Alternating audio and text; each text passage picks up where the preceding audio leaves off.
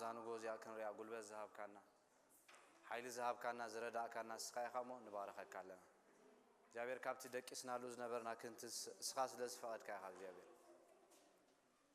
እስኻ ስለዝፈተኻ ኢኻ እግዚአብሔር እዛ መዓልቲ እዚኣ ክንሪያ ብጥዕና ጠጠው ክንብል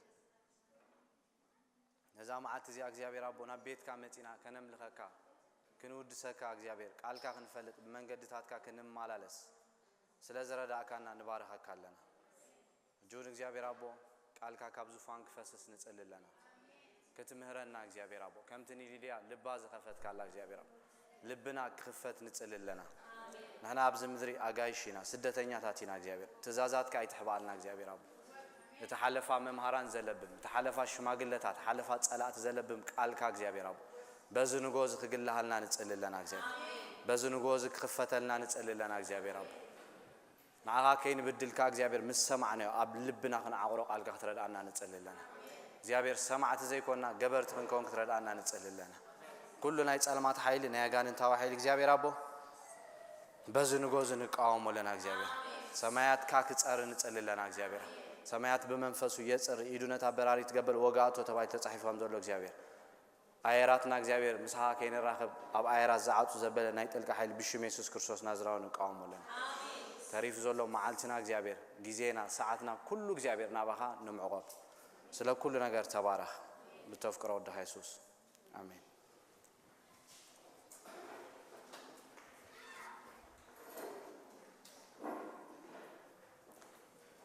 كمان كان يوم قاعد بالسلام نبيت إخبار ما تعرف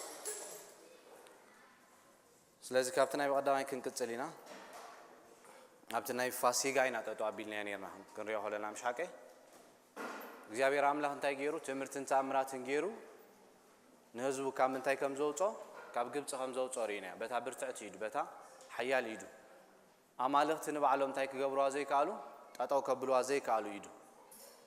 ስለዚህ እንታይ ገይሮም በሙሴ ገይሩ ከም ዘናገፎም ካብቲ ምድር ኾጹ ከለው ግን ናይ ፋሲጋ እንታይ ከም ዝገበሩ ገንሸል ሐሪዶም ነትልዳት ከም ዝለኸዩ ሪና ትደም ንመን ከም ዘመልክት አብዛ ሐለፈ ሪና ነርና ማለት ስለዚህ እግዚአብሔር አምላክ እንታይ ሎን ይሩኑ ነው አብ ዘፍጥረት ምዕራፍ 9 ግና ከስጋ ምስ ነፍሱ እትደሙ እንታይ አይትግበሩ ወይሉ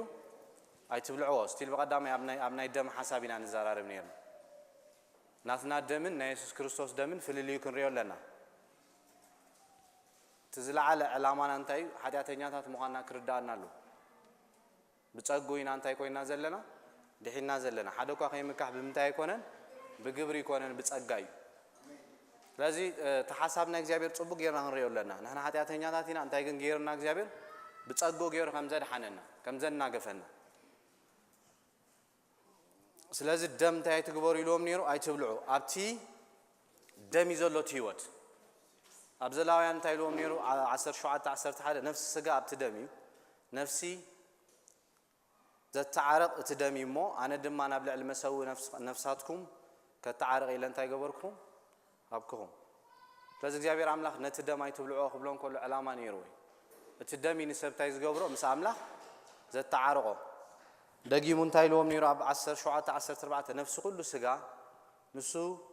እታብ ነፍስ ዘሎ ደም ይሞ ስለዚህ እንደ እስራኤልካ ናይ ዝኾነ ስጋ ደም አይትብልዑ በልኮም ናይ ኩሉ ስጋ ነፍሲ ደም ይሞ ዝበልዑ ዘበለ ኩሉ ካንታ ይገብሪ ከምንቆሲ እግዚአብሔር ታይ ከም ዝገብሮ ከም ዝብንቁሶ ስለዚህ መጽሐፍ ቅዱስ ነገርና እንታይ እትቀዳማይ አዳም ኃጢአት ከም ዝገበረ ምሽ አብሮሜ ሐሙሽ ኸይና ሪዮ ሆለና በተቀዳማይ አዳም ኃጢአት ከም ዝመጸ በተኻላይ አዳም ካ ጽድቅ ከም ዝመጸ እትቀዳማይ አዳም አብ ዘፍጥረት ሪና ነርና ነታ ጽቡቅን ሕማቅን ተፍልጥ ገረ ምስበለ እንታይ ኮይኑ ኃጢአተኛ ኮይኑ ስለዚህ ኩላትና አውሽተ አዳሚና ነርና አዳም ኃጢአት ዝገብር ኮሎ ዳቻይና ምድር ከነብር ኮለና እዚ ወለዶ እንዳራና ከነብር ዘለና ማለት ኃጢአት ክንገብር ኮለና ተሰምሳና ሆይና ኃጢአት ዝገብር አውሽተናል that's why generations ወጣ ስለዚህ ክንነብር ኮለና ሁሉ ጊዜ እንታይ ንዝመጽ ትውልድ እንዳራና ኢና ክንሐስብ ዘለና ማለት ቀዳማይ አዳም ነታገረብ ክበልዓ ኮሉ ንሕና አውሽተ አዳም ነርና ስለዚህ ምስበልዓ እግዚአብሔር ካንታይ ከም ዝገበሮ ከም ሰጎጎሪና ካብ አዳም ዝመጽ ዘበለ ኩሉ ዘር እንታይ ኃጢአተኛ ኩሉ ተባላሽ ሓደ ኳ ጻድቅ የለን ምሽ ሓደ ኳ የለን አብሮም ምዕራፍ 3 ተዛረብ ኮሉ ኩላቶም እንታይም ዘንቢሎም ፍርሃት አምላኽ ይብሎም እንዳበላ ብሮሜ ምዕራፍ 3 ተቀሚጦል ኩላትና ኃጢአተኛታት ኮይና ኢና ዳቶ ያ መዝሙር 51 ክዛረብ ከሎ ኦነይ ምስጠነሰትን አውሽጥ ማህፀን እንታይ አይሉ ኃጢአተኛ ገና ትዘርኢ ካብ ናይ አዳም ከሐልፍ ከሎ ናብታ ሰበይት እትሰብ አውሽጥ ማህፀን ከሎ እንታይ ኃጢአተኛ ስለዚህ ቀዳማይ አዳም ደሙ እንታይ ኮይኒ ተዋላሺ ቀዳማይ አዳም ዘወልደ ዘበለ ዘርኡ ኩሉ ኃጢአተኛ ስለዚህ ኃጢአት ዘይገበረ ካላይ አዳም ተደሊ እዚያታና እግዚአብሔር ዓላማ ተሰሪሕላ ዝበልና ንልዕል 4000 ኩላትና እንታይ ኮይና ኢና ኃጢና ክብር አምላኽ ሲና ኢና ስለዚህ ኢየሱስ ክርስቶስ መጽሐፍ ቅዱስ ኢየሱስ ኃጢአት ከም ዘይብሉ እዩ እንታይ ዝገብረና ዝምህረና እትናቱ ኔቸር እቱ ውሽጥ መንነቱ እሱ እንታይ አይኮነን ኃጢአተኛ አይኮነን ካብ ናይ ሰብ ደም አይኮነን ተኻፊሉ ስለዚህ ካብ ናይ ሰብ ደም ዘረ ዘይኮነ ክዳለወሉ ዘሎ ካብ ናይ ምን ዘረ ክዳለወሉ ነይሮ ካብ ናይ አምላኽ ዳቶ ኃይለ ትልዑል ከጽለልኪ ኢሉዋ ንማርያም ክጠንሲኺ መንፈስ አምላኽ ኮወርድ ኢና ባህ ዘይተባላሾ ዘርኢ ተደልዩ ካብ ሰብ ዘይኮነ ሰብ በገዛ ራሱ እንዳገበር አይከኒ ጸዳ አይከኒ ኩሉ አብዝ ምድር ዘሎ ብልሽው ኩላትና ሮሜ ምዕራፍ 3 ጽቡቅ ይራአም ይተወል ሓደ እኮ ጻድቅ የለን ከሲስና ለና ጎሮሮም እንታይ መቃብር ይል ፍርሃት አምላኽ ቅድሞም የለን ንምፍሳስ ዶ ጋሮም እንታይ እንቅልጥፋት ሰብ ኮሚ ተጫማሊቆ እግዚአብሔር ካብ ሰማይ ንሰብ ክሪኦ ከሎ ውድቁ እዚያ ክትርዳና ዘለዎ ስለዚህ ቀዳማይ አዳም እንታይ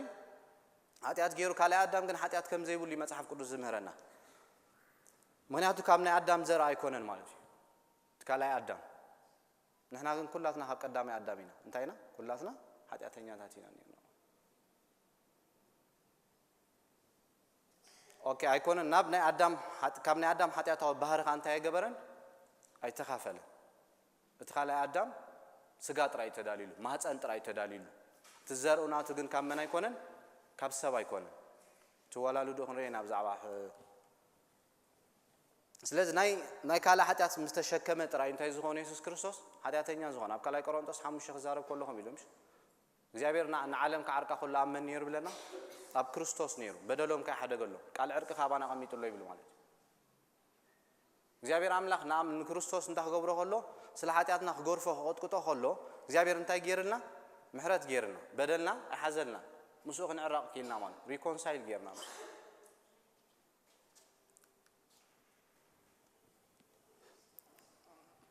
ስለዚህ ኣብ ክንዳና እንታይ ኃጢአት ዝሆን ብስጋ ወደ አዳሚ ግናኸ ካብ ናይ አዳም ኔቸር በባህር እንታይ ይገበረን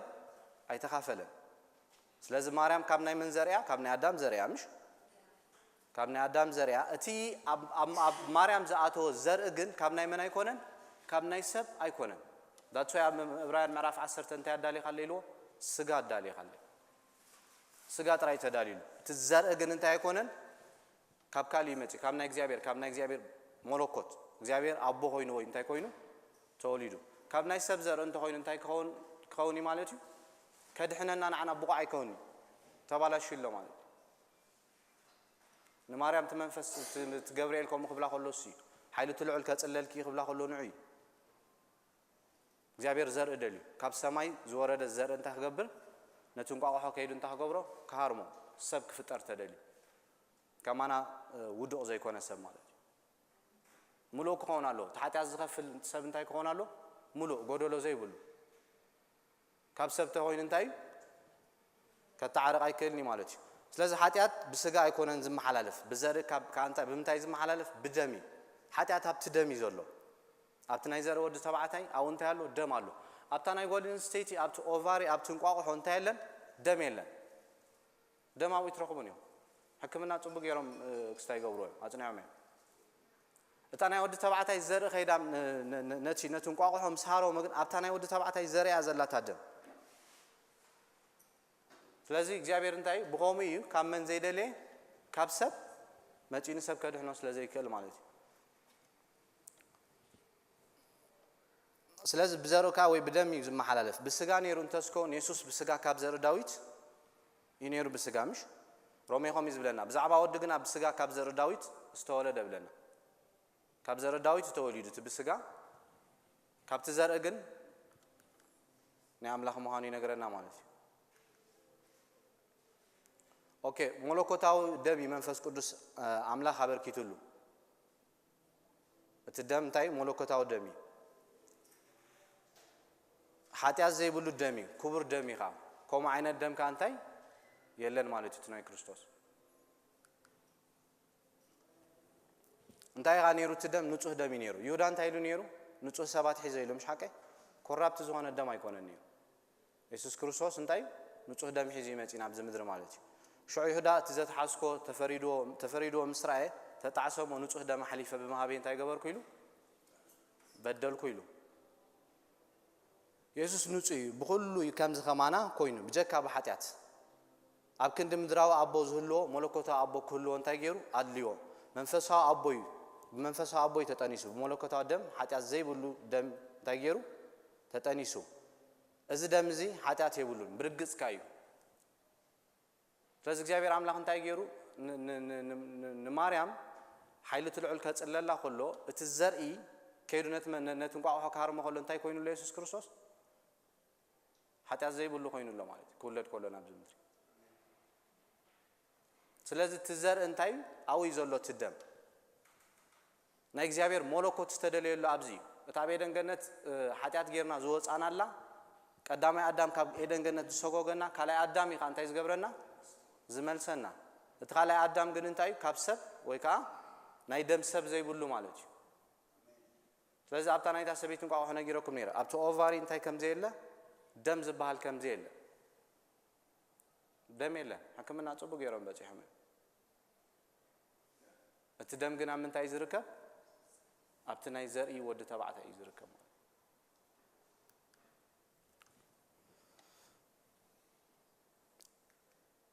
ኦኬ ስለዚህ ኢየሱስ ክርስቶስ ታይገርና ኃጢአት ዘይብሉ ሆይና ኣብ ዝምድሪ ተገሊጹ ታይገርና ዋጋ ከፊልና ማለት ኢየሱስ ክርስቶስ እንታይ ገይሩ ትገንሸል ብዛዕባ ትገንሸል ኢና ንርኢ ዘለና ማለት እግዚአብሔር አምላክ ገንሸል ልዳትኩም ግበሩ ክብል ኮሎ ንመኒ ዝሃርም ዘመልክት ነይሩ ንክርስቶስ ንዑይ ካል ወላ ሓንቲ ዕላማ ይብሉ ኩላትና ከም ዝተባላሸና ኣብ ክርስትና ብመጠን እንዳወሰኽካ እንዳዓባኻ ክትከይድ ኮለኻ ኃጢአተኛ ምዃንካ ይዝርዳእካ بمتن እግዚአብሔር እንዳለወጠካ ከመጽ ሆሎ ናትካ ኃጢአት ጎሊሕ እንዳተራእየካ ይዝኸይ እግዚአብሔር አምላክ እንታይ ከም ዝገበረካ ብጸጉ ከም ዘንሐነካ ይዝርዳእካ ስለዚህ በግብርና እንታይ ክንገብር አይንከልና ክንጸድቅ አይንከልና እግዚአብሔር አምላክ ነዚ ዕላማ እዚ ምሉ ዘመኑ እንታይ ገይሩሉ ሰሪሕሉ ሰብ ገዛ ራሱ እንታይ ክገብር አይከልኒ ይጸድቅ አይከልኒ ስለዚህ ብዛዕባ ትገንሸሊና ክንረጸኒና እስራኤላና 14 ካበየ ወጪም ካብ ጊሸን ዝበሃል ቦታ ይሞጽም ንሪዮ ለና ብሙሉ ዝመንገዲዮም ተጓዒዞም እታ ባሕር መቂሎም ዝኸዱ አይነት ምዃና ወላ ሓንቲ ኢንፎርሜሽን ጥዑይ ሓሳብ አይትረክብኒ በናይ ባሕር እንታይ ከም ዝኾኑ ቆሪጾም ከም ዝኸዱ ዝተፋላለየ አራራዳ ይዘሎም ብዙሓት ማለት ስለዚህ ካብ ጊሸን ወጪኦም ግን እንታይ ከም ዝገበሩ ከም ዝወረዱ ቆርጽ ሆሎ ኣብ ምዕራፍ 14 እንታይ ከም ዝገበረ ፎሮን ከም ዝተጣዓሰ እንታ ገብር ጀሚሩ ንምንታይ ሰዲደ ከርክቦም አለን ክብል ጀሚሩ ነጊሮኩም ነይረ ግብፃያን ካብ ሂክሰስ ታይ ዝገበሮ ምዕባለ ነይሩ ናይ ፈረስ ከርክቦም ጀሚሩ እቲ ህዝቢ ምስራአዮም እንታይ ኮይኑ ሰንቢዱ ርዒዱ ኮሚኮ ምሽ ምስወፃኻ ክገድፈካ አይደልኝ ካብታ መንግስቱ ምስከድካ ክትምለስ ኣለካ ብስተኻለ መጠን ይዝዋጋካ ናብታ ግዛአቱ ክበልሰካ ክሕዘካ ስለዚህ እግዚአብሔር አምላክ እንታይ ገይሮ ኢሎን ሙሴ እንታይ ንምታይ ናባይ ትጥምት እንታይ ያለው ቢድካ ሁሉ ጀሚሩ በትር ክብል ጀሚሩ ስለዚህ ነቲ ባሕር እንታይ ግበሮ መቆሎ ነቲ ህዝብ ክዛረቦ ጀሚሩ ሙሴ አጅኹም አይትፍሩ እግዚአብሔር አምላክ ታገብረልኩሚ ክዋጎልኩሚ ንግብፃያን መሊስኩም እንታይ ትገብሮም ነው አይትሪዮም ነው ካብዝ ገርመኩም ሪዮሞም አይፈልጥንም በግብፃያን ተገዚዮም አይፈልጥንም እስራኤል ኣብ መጽሐፍ ቅዱስ ከይድካ ትሪዮ ኮላ እግዚአብሔር ነቲ ባሕር ከም ዝመቆሎ ኤልሻዳይ መጪ እንደገና ይዱ ዘርግህ ነቲ ባሕር እንታይ ከም ዝገበሮ ከም ዝመቆሎ ተዘገርም ነገር መጽሐፍ ቅዱስ ክነግረና ሁሉ ብዛዕባ ባሕሪ ከም መንዳ ከም ዝኾነ እዩ ዝነግረና ሓደ ፈሳሲ ከም እንታይ ክኾን ኮሎ ከም መንዳ እግዚአብሔር እንታይ ይኽእል እዩ ነብርሃም ኤልሻዳይ ሉ ዝተገለጸሉ አይተለወጠ ሕጁን ኮሚ ኃይሉ ይተቀየረ አካይዳና xab ዘዕረና እግዚአብሔር ኃይሉ ክገልጽ ባና ድሉይ አካይዳና ናቱ አጻብዕ ንኸይት ግለጽ ዝገብራ ስለዚህ ከላይ ኮነ ኣብ ኤፌሶን ምዕራፍ 3 ጳውሎስ ክዛረብ ከሎ ካብቲ ንሕና ንሓስቦ እምብዛ ዕዚዙ ክገብር ዝኽእል ኣምላኽ ኢሉ ካብቲ ንሕና ንግምቶን ላዕለ ነገራት ክገብር ይኽእል እግዚአብሔር ካላዩ ኤልሻዳይ እቲ ጸገም ግን እንታይ እዩ ባይታ ይደሊ ኤልሻዳይ ዝሓድረሉ ምሽ ዘፍቅረኒ ተሎ ትእዛዛት ይሓሉ ኢሉ ኣብ ዮሐንስ 14 ኣነ ናቦን መጺና ኣውንታ ክንገብር ኢና ክንሓድር ኢና ባይታ ይደሊ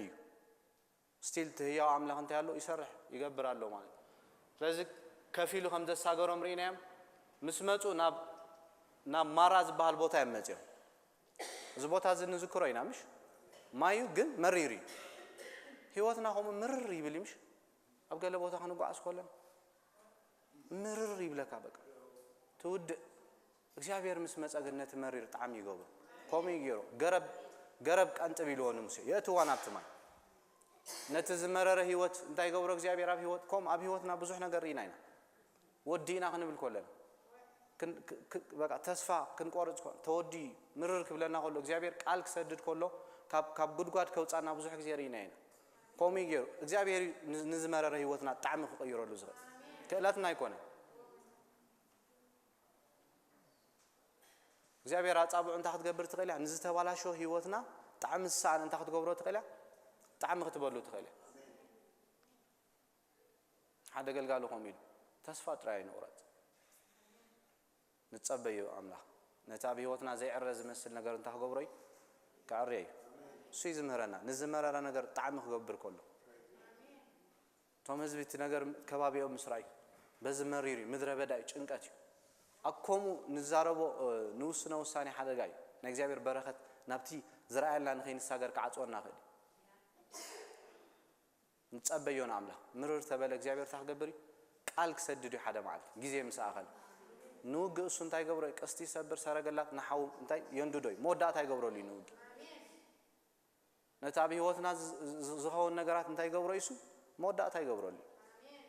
ስለዚ ንእስራኤላውያን ዝመረረ ነገር እንታይ ገይሮም ኣብዚ ማራ ንሪኦ ዘለና ከም ዘጥዓመሎም ኣብ ኤሊም ከም ዝመጹ ኣብዚ ከባቢኦም እንታይ ገብሩ ጀሚሮም ክንቀሳቐሱ ጀሚሮም ኣብ 16 ዘጻአትካ ከም ብሓድሽታይ ኮይኖም ማይ ደልዩ ህዝቢ ምድረ በዳይ ኣጻሚ ኣብ ዘዳግም ምዕራፍ 8 ኸሙ እዩ ዝብለና ምሽ ነቲ ኣብ ልብኻ ዘሎ ክፈልጥ ኢሉ በጻሚ ይወስተካ እንታይ ናትካ ካይዳ ትእዘዝ ዲኻ ነገራት ምስ ጨነቐካ ምስ ተጸቐጥካ ዓቕልኻ ምስ ጸበበካ እንታይ ናትካ መልሲ ጸኒዕካ ዲኻ ትጽበዩን ኣምላኽ ኣብ ዘዳግም ምዕራፍ 8 ኸሙ ኢሎም ብምድረ በዳ ብንቀርዕቢት ኣትማን ዘለዎ ዝወሰደካ እግዚአብሔር ኣምላኽካ ነቲ ኣብ ልብኻ ዘሎ እንታይ ይገብር እዩ ክፈልጥ ኣባይኻ ትዕዘብ ኣባይኻ ምስ ኣምላኽ ትመዛዘን ስለዚ ዞም ህዝቢ እንታይ ከም ዝገበሩ ይነግረና ከጉረምርሙ ጀሚሮም ኣብ 16 ምስ ወፁ መን መሃበና ኣብ ግብፂ እንተንተርፍ ነርና ሽጉርቲ ግብፂ ሓደ ግዜ እኮ ኣውፂና ከሎ ዕረፍቲ እንዳራኣየልና ከሎሲ ሰኣን ምሕዳስ ሓሳብና ናብ ምንታይ ንምለስ ናብ ድሕሪት ንምለስ እቲ ነውፂ ኸሙ ገብረና እዩ ሾርትካት ክንደሊ ወይ እውን ኣቋራጭ ክንደሊ ገብረና እቲ ነውፂ እስቲል ያህዌ እንታይ ክገብር ጀሚሩ ነቲ ከውሒ ህሮሞ ኢልዎን ሙሴ ኣምላኽ እኮ ዘገርም ካብዚ ከውሒ እንታይ ኢኻ ከተውፅእ በእምሮኻ ክትሓስቦ ይትክእልኒ ኢኻ እግዚአብሔር ኣምላኽ ግን ነቲ ከውሒ እንታይ ግበሮ ኢልዎ ህሮሞ እቲ ማይ ክፈስስ ጀሚሩ እቲ ከውሒ ክርስቶስ እዩ ኣብ ቀዳይ ቆሮንቶስ ምዕራፍ 10 ኸይድና ክንሪኦ ከለና መንፈሳዊ ምግቢ መንፈሳዊ መስተ ከም ዝሰተዩ እስራኤላውያን ኣብዚ ዝህረም ዘሎ ግን ብሰንኪ ሓጢኣትና እዩ ክርስቶስ ብሰንኪ ሓጢኣትና ክህረም ነይሩ ኣብዚ ሙሴ ጌጋ ነገር ገይሩ ኣብ ዝወልቂ ከይድና ክንሪኦ ከለና 20 ካልኣይ ግዜ ነቲ ከውሒ እንታይ ገይርዎ ሃሪሞ ኢየሱስ ክርስቶስ ሓንሳ ጥራይ ዝህረም ስለ ሓጢኣትና ካልኣይ ግዜ ብክብሪ እዩ ዝመጽእ እሳያ ንሙሴ ናብ ከነዓን ምእታው ከልያቱ ኣይተረድኦተን ነይራታ ትርጉም ነቲ ከውሒ ከይድካ ተዛረቦ ጥራይ ኢልዎ ንእሽተይ ዘይምእዛዝ ብዙሕ ነገር እዩ ዋጋ ዝኽፍል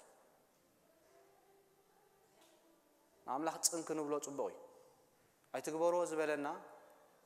ኣብ ህይወትና ኸም ንኾን ኢና ምሽ ረዩ ኣብ ህይወትኩም ብዙሕ ከም ዝሓለፍኩም ኣሎ ምሽ ኣይትግበርዎ እንዳበለኩም ዝገበርኩሞ ኣይትግበርዎ እንዳበለኒ ዝገበርኩ ብዙሕ ዋጋ ዘኽፈለና በዚ ሙሴያዊ እንታይ ገይሩ ነቲ ከውሒ ተዛረቦ ምስ በሎ ከም ዝሃሮሞ بز ነገር ዛ አይታቶኒ ኻይሉ ደጊም ካይተሐተተኒ ሎ በዘዳገ ኣብ ዒስራ እንታይ ሂቦም ብለና እግዚአብሔር አምላክ ሕጊ ተንዒስ ኣብ ዘጻት ዒስራ ኸይና ክንሪኦ ከለና ኣይትስረቕ ኣይትዘሙ ኣባኻና ዲኻና ክብር ዝብል ሕጊ እንታይ ገይሮ እግዚአብሔር ከም ዝሃቦም እቲ ቦታ ማራዚ እቲ ማይ ስቲል ኣሎ ነዚ እግዚአብሔርና ምንታይ ቀይሮ ናብ ጣዕም ለዊጦ ናብ ኢላ ምስ መጹ ተተምር ምሽ ተጎዳጉድ ሪና ነርና ምሽ መስሰገሩ ስቲል ኣሎ እቲ ቦታታት ማለት ሸዋማ ለቆጪ ምስ እስራኤል አብረፌዲም ታይገበረ ተዋገይ ኢዱ ናብ ዙፋን እግዚአብሔር ተላዒላ አላም ወግ እግዚአብሔር ምስ አማሊቅ ካወሎዶ ንወሎዶ ድማ በለ አማሊቅ ነጊሮኩም ነረ ወድ መኒ ነሩ ወደ ኤሳዊ ስለዚህ አማሊቅ ንእስራኤል ታገብሮ ጀሚሩ አም መንገድ ከዓቅቶ ጀሚሩ እንታ ከገብር እግዚአብሔር ንእስራኤላውያን ካብ ግብጽ ውጪ ናብታ ማዓርን ጸባን ተውሕዝ ንኺያቱ እንታ ከገብሮም ደሊ ክልክሎም ደሊ አማሊቅ ማለት እግዚአብሔር እስራኤልና በረከት ንኸይኖር ዝቃለስ ኃይሊ ኩሉ ጊዜ ዝጭንግፍ ዝሃርብ እግዚአብሔር አምላክ ግን ካው ይሕየል ብስሕለት ሴፍ ገይሩ እንታይ ከም ዝገበሮ ብያሱ ገይሩ ከም ዝቀርዶዶ ሰንደቅ ዓላማ ዝብል ባንዴራና ዝብል ኣብዚኦም በዓል ሙሴ ተዛሪቦም ሎ ስለዚህ እግዚአብሔር አምላክ ነዛ ሐሳብ ዚኣ ድሕሪ ክንዲ ዓመት ተግሂላ መሲልኩም ኣብ ሳሙኤል ምዕራፍ 15 ኸይና ክንሪኦ ከለና ንሳውል እንታይ ኢሎ ንአማሊቃ እንታይ ግበረለይ አጥፋለይ ነዊሕ ዘመናት ሒዝዋ ጸኒሑ ዛ ነገር ዚኣ እግዚአብሔር ሳውል ኣብዚያ ይተጋጊ ከጥፎም አይደለም ምሽ እንስሳታት ከትርፍ ጀሚሩ ዋላ ነቱ ንጉስ ታይገበሮን አይቀተሎን እግዚአብሔር በሰንክ ዚያ እንታይ ገይሮ ነይሮ ሓደ ጊዜ እግዚአብሔር ዝጸልኦ ነገር ክልፎቱን ይጅምሪና ምሽ ዮሳፋጥኮም ይገሩ ምስ እንዳ አካብ መሕዝነት ጀሚሩ ከመይ ጌርካ ከምዛ ሐሲብካ ይሉ እግዚአብሔር አነ ዝጸላእኮ ነገር አነ ዝፈንፈንኮም እንዳ ኢዛቤል ስድራ ቤትሲ ከመይ ጌርካ ምሶም ክትተሓዝ ክትቋርን ጀሚርካ እግዚአብሔር ቁረጹ አይትግበሮ ዝበለካ ብጭካና ያህት ቆርጾ ዘለካ ተዘይ ኮይኑ ዳሕር እሾህ ኮይኑ ወጋካይ አይኺደካኒ ሳውል እንታይ ኢሎ ነይሩ አጥፋለይና አማሊቅ አይታዘዘን ግን ይሆ ኸይና ንሪኦ ከለና መጽሐፍ ቅዱስ ግን ኣብቲ ናይ እግዚአብሔር ልብ ዝነበረ ነገር ክገብር ከሎ ኢና ንሪኦ ኩሉ ንኢዛቤል ምስ ደቃ እንታይ ክገብራ ደሊ ነይሩ እግዚአብሔር ከጥፋ ደሊ ነይሩ ኣብ ካልኣይ ነገሥት ምዕራፍ ከይና ክንሪኦ ከለና ምዕራፍ 9 ክቐባእ ከሎ እዩ ንብሙሎም እንዳ ኣካብ ዓሌት እንታይ ገይሮም ኣጽኒቶም ነቲ ኣብ ልብ እግዚአብሔር ዝነበረ ነገር እንታይ ገይሮም ፈጺሞ ማለት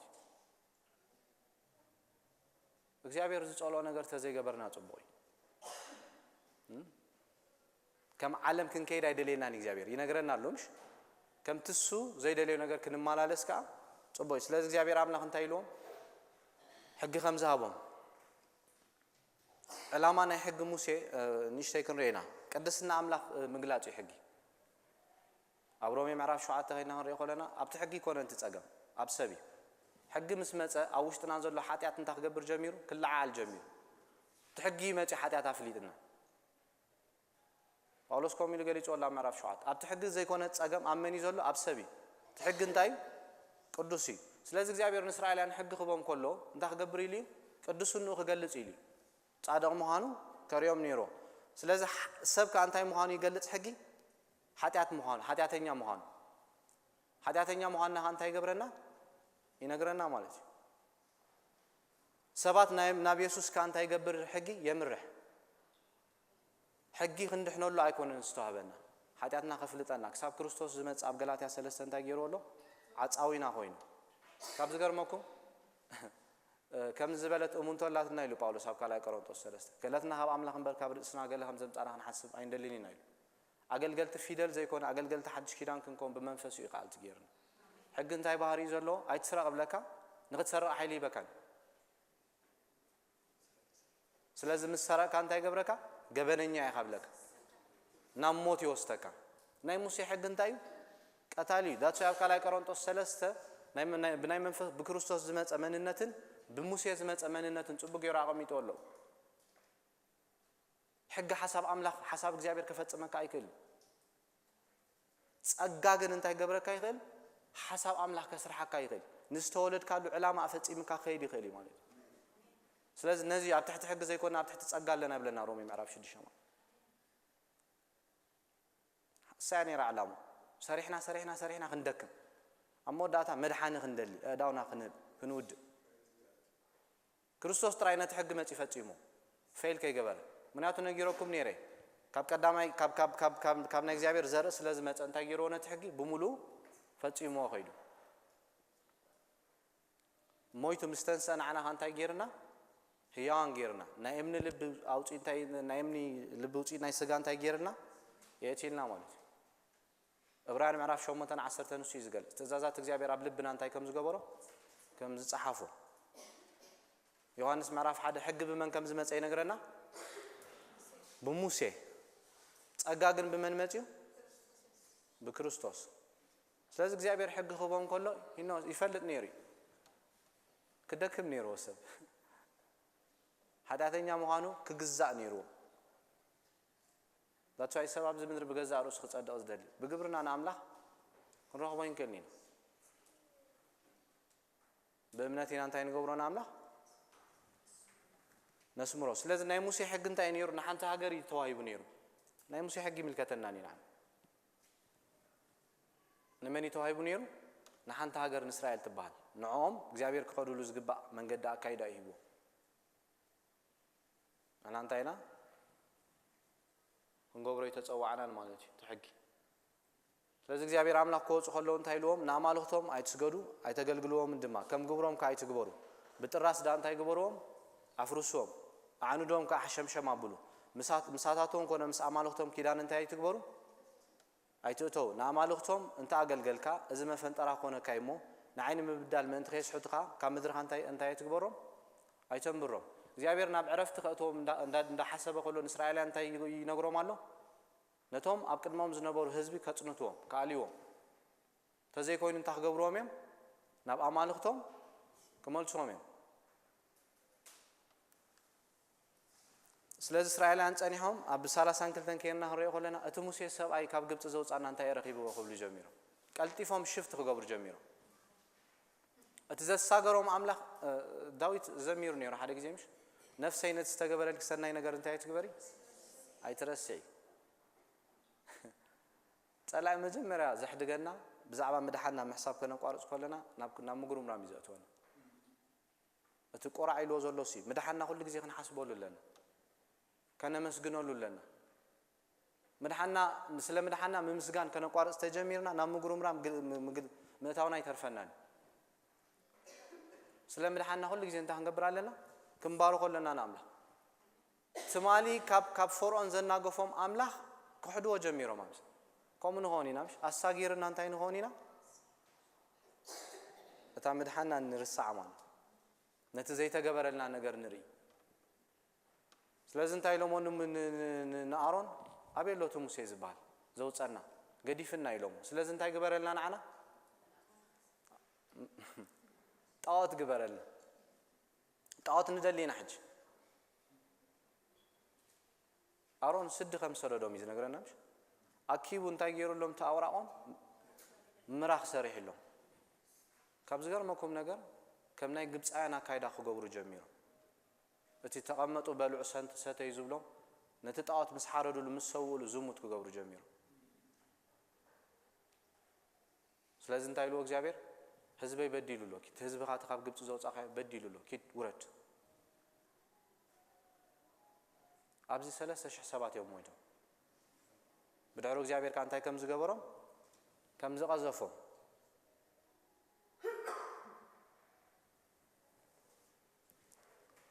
أب جبرهارات معرف كل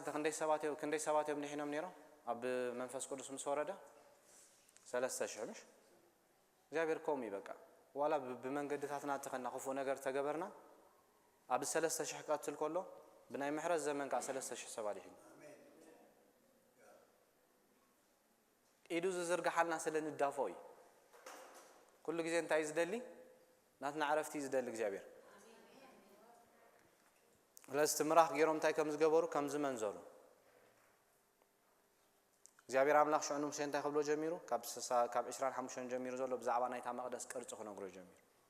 ታቤተ መቅደስ ታይ ገበራ ስራሕያ ጠምት ኢሎ ክጥምት ጀሚሩ ሙሴ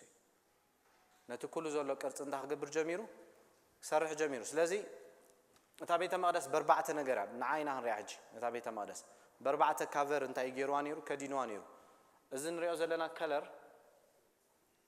استفالالي كلر الله كأي حبر الله صعد الله بلو الله the same أب كل حبر الله زي تامجم مرانة هبيت أمانس خلنا خلّه مجم مرا جيت كتاتو الله هذا the same حبري ناوش كتاتو الله هذا the same حبري نابكدس تقعد سان كلمة تاوكا حد عينة حبري بمنتاج جيرولو بالليلة بغيح بتصعدة بسميا وجيرو مالتي بربعة كلر جيرو انتاج جيرو إخزابير كم زشفونه لازم مجمرة انتاج جيرو بربعة تشاركي شفينو أنا تابي تمارس مجمرة بحد انتاج جيرو كم زشفنا بدحرو بستفعل عليه كلر بنايت القربة بتصعدها بدحرو قاب بقيح كلر بنايت دعو القربة مالتي أمو داتا بناي انتاج جيرو كافر جيرو وقت أتصحلا بناي لام أتي مبزحته نزع عيني كلر مهانو نختنتنو يكستاي جبره مش جري مبزحتهم قلنا تيام زبلو نايلام قربتي صح انتي كي جبره كياتو صبغ يرو انتي جبره تي نايلام قربت بروتكت جبره سلاز نموسي انت جبره جمير بستفعل عليه كلر جيرو كنغرو جمير اذا انتي لان نصوعو قصري ويكا غب دنب نبلو زغانتاي نبلو قدسته بوتا توش تغانتاي نبلو قدسته قدسان مالتي ስለዚህ እግዚአብሔር አምላክ ካህናት ክፈል ጀሚሩ ካብ ደቂ አሮን እንታይ ገይሩ ኩሎም ደቂ ለዌ እንታዮም ካህናት እዮም እቲ ሊቀ ካህን ዝበሃል ግን ካብ ናይ መን ላይን ዝወፀይ ካብ ናይ አሮን ስለዚህ እቲ ካህን ከይና ክንሪኦ ከለና ካብ ናይ መን ኩሎም ካህናት ደቂ ለዌ እዮም ኩሎም ደቂ ለዌ ካህናት ኣይኮኑን ክልቲኦም ካንታ ኣይኮኑ ኣብ ሓደ ኣብ ትዕዮ የገልግሉ ነይሮም ዳተሓጋገዙ ማለት እዩ ሊቀ ካህናት ካብ አሮን ዓሌት ወይ ካዘሪዩ ደቂ ለዌ ካምሶም ኮይኖም እንታይ ይገብሩ ነይሮም የገልግሉ ነይሮም ስለዚህ ደቂ ለዌ እምነት ዕዮ ተዋሂቦም ነቲ ክህነት ወይ ካ እቲ ሃይ ፕሪስት ወይ ካ እቲ ሊቀ ካህን ተባሂሉ ዝፍለኻ ካብ ናይ መን ዘረ ዝመፀይ ካብ ናይ አሮን ዘረ ዝመፀይ ስለዚህ ካብ ኣብቶም ካህናት ክንደይ ግሩፕ ኣለዎም 24 ጉጅለ ኣለዎም ሓንቲ ጉጅለ ሶሙን ተገልግል ማለት እዩ ካብቶም ለዋውያን እንታይ ገይሩ እግዚአብሔር ፈልዩጭ لوي مش نيرو حقي كامنا لوي لاين انتاي 24 ጉጅለ አለው ካብቶም ጉጅለ ሓንቲ ጉጅለ 6 ስድራ ቤት ኣለዋ ስለዚህ ካብ ሶኒ ክሳብ ትናቶም ቀዳም ዝባሃል ዘሎ እንታይ ሰንበት ዝባሃል ዘሎ እንታይ ገብሩ የገልግሉ ማለት 6 መዓልቲ ሓንቲ ፋሚሊ ተገልግል ማለት ሓንቲ ፋሚሊ ና ሓንቲ መዓልቲ ካቨር ትገብር ስለዚህ ትካህን ዝለብሶ ክዳን እዚ كلهم كهنات كم زكدان يوم زجوا أتليك كهن ترايو كم زعينت كدان زجبر دوما وش تقولون زجل قلود نتمسوات زحق جزء بمولهم كهنات كم زع كدان ترايم زجبر نورمال شرك غيرهم رسوم كان تيجبر يشوفن أتليك كهنات كينا هنريو خلنا جن أب عمت حنسا ينزل كدان زجبر نامن تايكاتو نابتك قدستا قدسان نخاتو يوم كيبر بال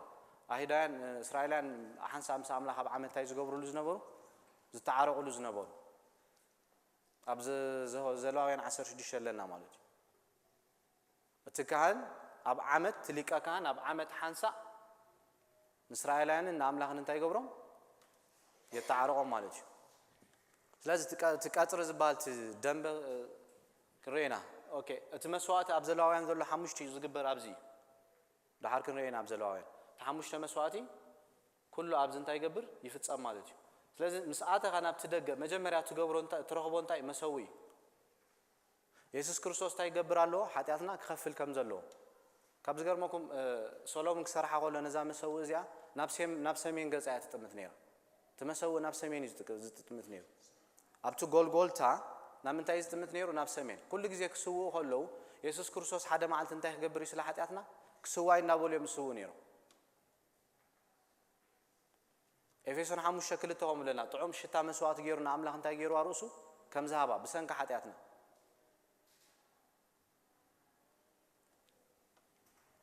أبزلاوي أن تايلو لو كل تأنسس سام نيرو مش حكي يوم كبر كبر كله ثم كل تأنسس ساعة يجبر نتحدى يديم برولو مش نبرة خاصدو نتحدى عن تايجبروا حريدهم أبز ما سووا سووا سلازك حتيات كابك زابير أن تايجرنا فليناي بس أنك حتياتنا كاكن موت يجبارنا ينير التموت ناقن من كم زموتو كريستوس كم زموتو زابير أملاخ نتمسووا سووا خلوا دم لقي وبلم نيرو بزي أبتك أرني زابير أملاخ تراي أبي هوتنا موتن سلطان زلوا نزموتها نجار كتنس زخل عملها تراي لازم مجمرة بدأ ساعتنا نرخب عن زام سويا بتمنجد زخون كريستوس مسمت أنا بنسحين أنا بعملها نعطي مجمرة بتزموتها لنا كريستوس مال لازم تكانت أني هن تايجبر يدو حساب أبتدأ جايز جبر زخول بسرعة يدون تايجبر يحساب ما يكون لك زين قال عملها يزمل كتمش قال عملها أنت تايجبر الناي يتصرين نايم نزح حممت نفسنا زي حدث على أملاي حممت نفسي يعقوب تايلو كل خفاءات كل شارن أرحكم نتان نفسكم كتعاز تقول قال أنت يجبرويلو بقرنا تقبلوا قال أملاح كم حاوي كم مودشة كم ما يتمثيلوا له كم كله تمثيلوا له قال أملاح بكريستوس آميننا مسدحنا مسكال أملاح جزية زي بلنا كل وقت أين كلنا تحسسبنا كن حدث أين كلنا كابز عالم زي أكن فلا أين كلنا نقال أملاح جزية زي بناو أبي وزنا بزح نقدر كنكسرينا كابز عالم زي أكن فلا أين كلنا كل جزية مسان تاين لهون ناينا نغيت لا تحاوس ناينا نغيت لازم بقال أملاح نتاع نقبر لنا دحر مدحنا جزية كنوصل لنا مسكال أملاح مديتيت نقبر لنا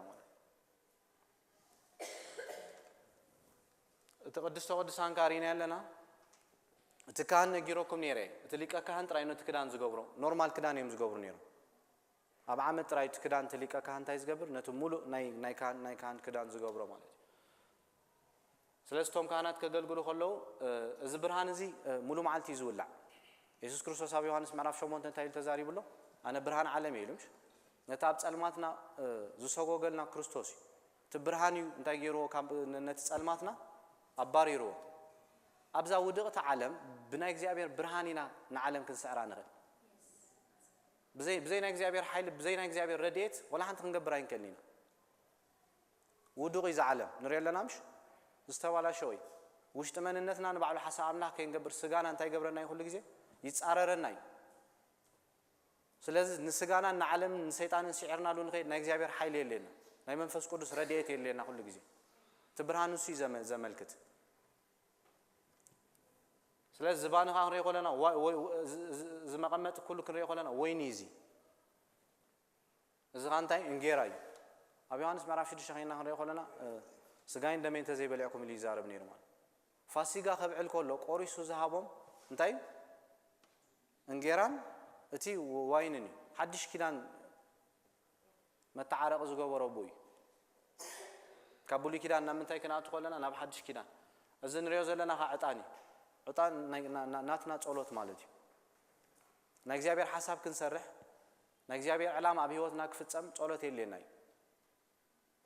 ጸሎት አገዳሲ ናብቲ ናይ እግዚአብሔር ህልውና ከተአቱ ክጸልለካ ማለት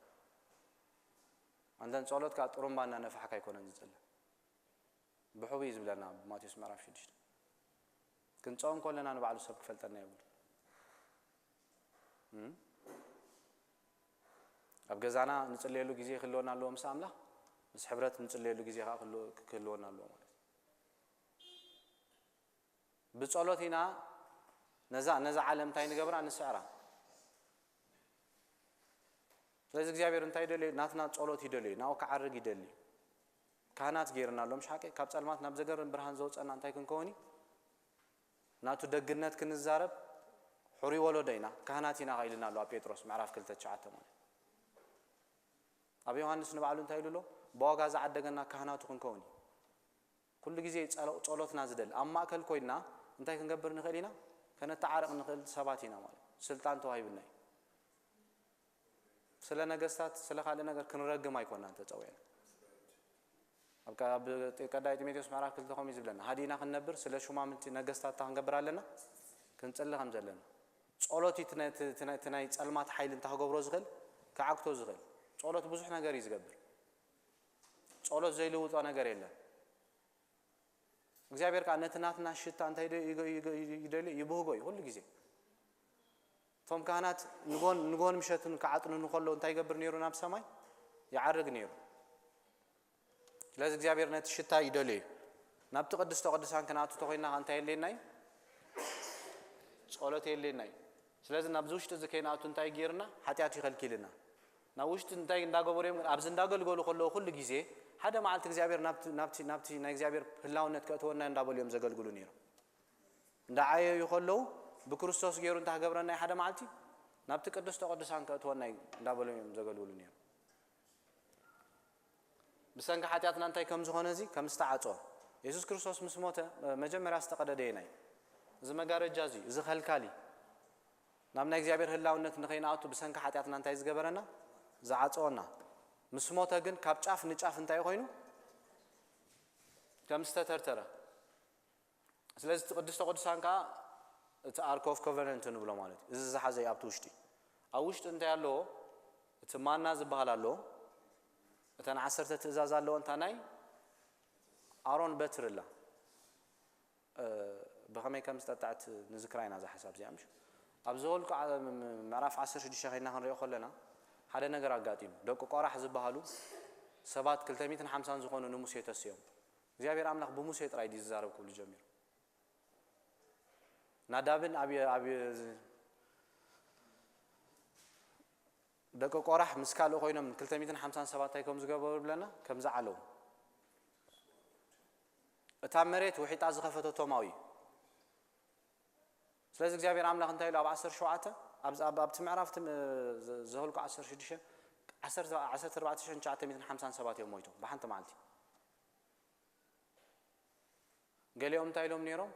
ناب جبص تنملس ما حشنا خبلو جميرو بعد ابي رمز بهالو مال انتي كبلو جميرو ناب جبصي انت نملس من ما هبنا خبلو جميرو ስለዚህ ኣብ 10 ሸውዓተ እንታይ ገይሩ እግዚአብሔር ካብ ኩላትኩም ነገድ እንታይ አምጹ ኢሉ በትር ምጹ ንጽባሒቱ ናይ መን በትር ጠጥያ ሓዲራ ናይ አሮን ስለዚህ ንሙሴ እንታይ ኢልዎ የትዎ ታበትር እትዋ ዳር ሕጂ ኣብ ናይ አሮን ላይን ሰባት እንታይ ከይገብሩ ከይትንሱ ንአሮን ከም ዝመረጽኮ ከም ካህን ካብ ጀነሬሽን ናብ ጀነሬሽን ክፈልጥሎ እቲ ማንና እግዚአብሔር አምላኽ መጋቢና ምዃኑ እግዚአብሔር ይፕሮቫይድ ዝገብረናምሽ ኣብ ህይወትና ኮይኑ ዘሎ ኩሉ ነገር ንሕና ስለ ዝገበርና ኣይኮነን እግዚአብሔር ስለ ዝናበየና እግዚአብሔር ስለ ዝኣለየና ኣብ ምድር ስደት እኮ ትፈልጡ ዲኹም ኣብ ዘለና ድስቲና ክንሓጥብ ዝግባአና ነይሩ ኣይኮነን ምሽ ካብ ዓድኻ ተወፂኻ እኮ ዝበዝሕ ግዜ እኮ ክብረት ኣይትረክብ እግዚአብሔር ግን ኣብዚ ቦታ እዚ እንታይ ይገብረና ኣሎ ኣብዚ ክትሓልፎ ዘይትክእል ክትሰግሮ ዘይትክእል መሬት ይምግበና ኣሎ ዳቻይና ምጽጋብና ኸይን ረሳው ክንጠንቀቅ ዘለና ኣብ ህይወትና ተመላልና ጎዳ ጉድና አምላኽ ስለዚህ ትማናሱ እግዚአብሔር እንታይ ምዃኑ መጋብ ምዃኑ ናብዚ ምሕረት እዚ ክትኣቱ ተኾንካ እንታይ ናይ ኢየሱስ ክርስቶስ ደም ትካህን ከይዱ ተቐምጠሉ ከሎ ደም ክለክ ከሎ ትህዝብ እንታይ ይኸውን ነይሩ ይተዓረቕ ነይሩ ማለት እዩ ኦኬ ክፍልታት ናይታ ቤተ መቅደስ ኣብዚ መጽሶም ክንሪአና ስለዚህ እግዚአብሔር አምላኽ ነታ መቅደስ ክሰርሓ ከሎ ንመን እንደሐሰበ ይሰርሕ ነይሩ ንክርስቶስ እንደሐሰበ ይሰርሕ ነይሩ ሕብርታት ክገብር ከሎ ሕብርታት ከዓልም ከሎ እግዚአብሔር ከምዚ ሕብር ግበሩ ከምዚ ቅርጽ ጌርኩም ስርሖ ክብሎም ከሎ ንመን እንደሐሰበ ዝገብር ነይሩ እግዚአብሔር ንክርስቶስ እንደሐሰበ ነቲ ዝጠፍአ ሰብ እንታይ ገብሮ ናብ ቦቱ ክመልሶ ማለት እዩ ለዛ አምላኽ መስገን ዝመጽሶሙን ኣብቲ ክፍልታት ቤተ መቅደስ ዘሎ ምስ ክርስቶስ لا تحازنا هنرينا